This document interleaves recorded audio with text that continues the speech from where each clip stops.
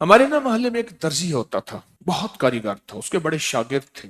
اصل وہ بکھر کا تھا، یہاں روزی روٹی ملی تو وہیں آ گیا، پرانے شہر میں رہتا تھا۔ تو وہاں اس کے ساتھ ایک عجیب معاملہ تھا، وہ جس دکان پہ بھی بیٹھتا، ساری عمر گھر بھی کرائے کا تھا، اس کی دکان بھی کرائے کی تھی، اور ساری عمر ایسی گزری۔ جس دکان پہ بیٹھتا تھا وہ اس دکان وہ کیا کرتا تھا، ویران دکان ڈھونڈتا تھا جس کی دکان کرائے پہ نہیں ہوتی تھی۔ غور طلب بات ہے، عجیب بات بتا رہا ہوں، یہ میرے دیکھے واقع ہیں۔ وہ ہمارے پڑوس میں کوئی 30 سال رہا، تقریباً 30 سال رہا۔ وہ ویران دکان لیتا تھا، نامور اتنا تھا کہ استاد کو آ کے دنیا ڈھونڈتی تھی، چاہے وہ گلی کے کونے میں جہاں بیٹھ جائے، اتنا کاریگر تھا۔ ویران دکان ڈھونڈتا تھا جس دکان کو کوئی نہیں لیتا تھا، پھر لکھواتا تھا کہ میں اتنے سال تک نہیں اٹھائے گا، وہ خوشی سے لکھ کے دے دیتا تھا، کیونکہ اس کو تجربہ تھا، اس کو نہیں تھا۔ اتنے اور بڑے بڑے طاقتور لوگوں کی گواہیاں ڈلواتا تھا کہ کل کو مجھے اٹھائے گا، کیونکہ میں کیسے اٹھاؤں گا، میری دکان کرائے پہ نہیں جاتی، تو مجھے کرایہ دے رہا، اتنے عرصے سے میری دکان بند پڑی ہے، میں کیسے اٹھاؤں گا؟ کہ نہیں، وہ تو مجھے اٹھائے گا، پتہ ہے مجھے۔ بڑے بڑے لوگوں کی گواہیاں ڈلواتا تھا، لکھواتا تھا، کرایہ دیتا رہوں گا، دیتا تھا۔ ادھر وہ کرائے پہ بیٹھتا تھا، چند دنوں کے پاس اس کے پاس لوگ آنا شروع ہو جاتے، یہ دکان دے، وہ اگر 20 روپے کرایہ دیتے، ہم 30 روپے دیتے ہیں، ہم 40 روپے دیتے ہیں، کوئی کہ ہم 50 روپے دیتے ہیں۔ اب اس کا دماغ بیچارے کا تو ویسے ہلا چیترل گیا، دماغ تو ہلنا تھا۔ وہ اس کو آ کے کہتا کہ مجھے اتنے لوگ دے رہے ہیں، میں نے کہا میں نے تجھے پہلے کہا تھا لکھوا کے دو۔ اچھا، یہ چند بار ہوا، جس دکان پہ بھی بیٹھتا تھا، اس دکان پہ بیٹھتے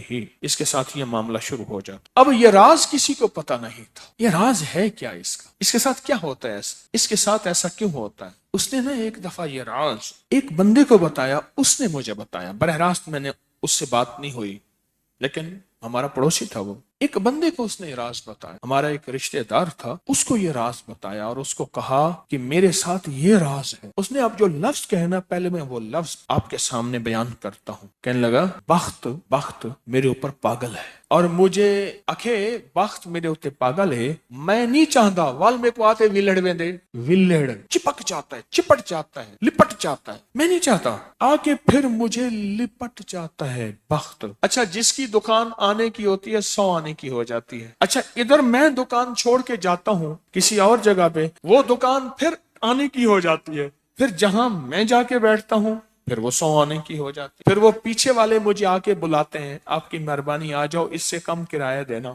تھا کوئی ایسا، کیونکہ ہاتھ کا کاریگر بہت کم ہوتا ہے جو سر پھرا نہ ہو، ہاتھ کا کاریگر وہ ہاتھ کا جس شعبے کا ہو، تھا کوئی سر پھرا، کہہ رہا میں نہیں جاتا تو دکان پہ، تم نے مجھے نکالا تھا۔ ساری زندگی اس نے ایسے گزاری۔ اب یہ بخت کہاں سے ملا؟ اب بخت کو سن، کہا میرا باپ مزدور تھا، مزدوری کرتا تھا، بڑا ہوا تو اس نے مجھے درزیوں کے کام پہ ڈال دیا کہ بیٹا چلو چھاؤں کا کام ہے تو کرتا رہے گا۔ میں تو دھوپ سردی گرمی مزدوریاں کرتا رہا، درزیوں کا کام چھاؤں کا کام ہے تو کرتا رہے گا۔ اور میرے والد کہتا تھا تجھے کوئی ایسا رئیس مل جائے جو اپنی دیوڑی میں تجھے جگہ دے۔ بعض رئیس ایسے ہوتے ہیں جنہوں نے مستقل درزی رکھے ہوئے ہوتے ہیں، ان کا ہر وقت کپڑے سلتے رہتے ہیں۔ کہہ رہے دعائیں دیتا تھا والد مجھے کوئی رئیس مل جائے۔ کہ والد کا حادثہ ہو گیا، والد کی ٹانگ ٹوٹ گئی، والد کی بوڑھی والدہ تھی، میں ہم والد کی خدمت کرتے تھے، والد دعائیں دیتا تھا، ان پڑھ تھا، کسی نے والد کو اللہم صلی علی محمد بتا دیا، بس یہی پڑھتا تھا، اور ٹوٹی پھوٹی قل ہو اللہ پڑھتا تھا، باقی کوئی ابا کو پتا نہیں تھا۔ کہا میں درزیوں سے پیسے تھوڑے سے لاتا تھا، گھر میں فاقے آنا شروع ہو گئے، تھوڑے سے پیسے میں لاتا تھا، ابھی کام سیکھا نہیں تھا، استاد کبھی کبھار دے دیتا تھا، اور والد روز لاتا تھا، گھر میں سختی اور تنگی آنا شروع ہو گئی، بہت زیادہ غربت، تنگ دستی۔ ہماری ایک پھوپھی تھی، کہیں دور رہتی تھی، بہت بوڑھی تھی، والد سے بھی بڑی تھی، وہ آ کے ہمارے گھر اس نے قیام کر لیا کہ تمہارے والد کی خدمت کروں گی۔ اس کے بیٹے اسے ٹھوکریں مارتے تھے اور اس کی عزت نہیں کرتے تھے، وہ پھر گھر آ گئی۔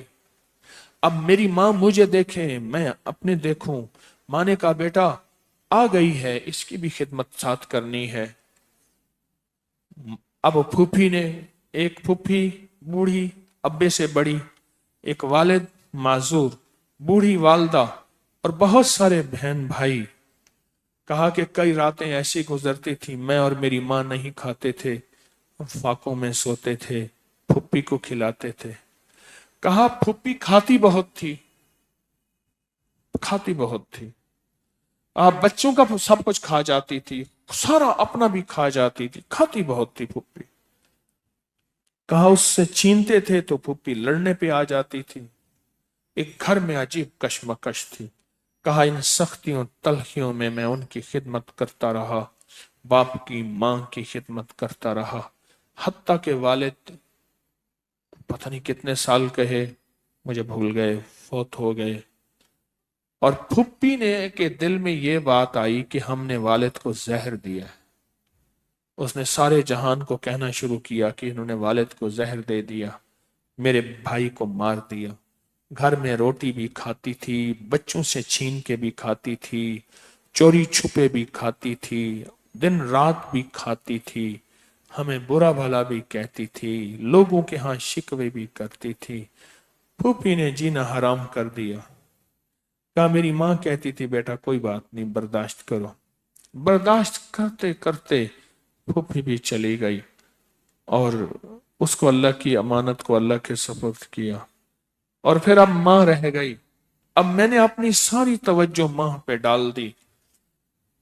कहा अम्मा क्या करती, खाली छाबी नहीं होती है, छाबी, रोटी तो थोड़ी सी होती थी, खा लेते थे, खाली छाबी हाथ में ऐसे लेके ना कहती अल्लाह इसको इतना बख्त दे, इतना बख्त दे, इसके साथ धरती लगे तो उसको बख्त दे, इसके साथ सुई लगे तो उसको बख्त दे, इसके साथ धागा लगे तो उसको बख्त दे, इसके कपड़े जो पहने उसको बख्त दे, इसको जो देखे उसको बख्त दे, इसको जो इसको देखे उसको बख्त।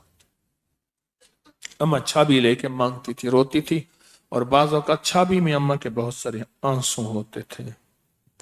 कि बस ये निजाम चलता रहा चलता रहा। अम्मा भी गुजर गई। अब उसके बाद फिर मैं, मेरे बच्चे, अब जो बख्त के दरवाजे खुले, मैं जिसको देखता हूं उसको बख्त, जो मेरे कपड़े पहनता है उसको बख्त, जिससे सुई खरीदता हूं उसको बख्त, जिससे धागा खरीदता हूं उसको बख्त, जिसकी जगह पे बैठता हूं उसको बख्त। बख्त जब बेदार था बदबख्त आंखें सो गईं। ख्याल करना अभी बख्त बेदार है, कहीं बदबख्त आंखें सो ना जाए। वो दुआओं का जखीरा उस दर्जी के पास था, वो दुआओं का जखीरा, फुप्पी की नागवारियों का जखीरा, अब्बी की सबर का जखीरा, फुप्पी की नागवारियों का जखीरा, अम्मा के सबर का जखीरा वो साथ था। बस सहता रहा, चलता रहा। अल्लाह के नाम आए अमाल में, अल्लाह के निजाम में लिखा जाता रहा।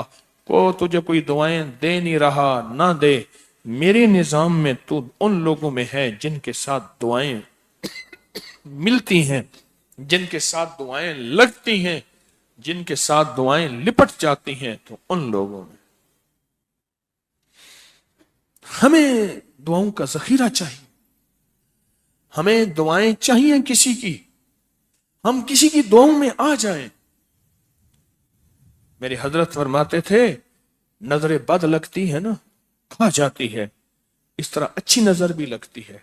तुझे किसी अल्लाह वाले की अच्छी नजर लग जाए, तुझे मुर्शिद की अच्छी नजर लग जाए, तुझे माँ बाप किसी दरवेश की अच्छी नजर लग जाए, और नजर तेरा काम बना देगी।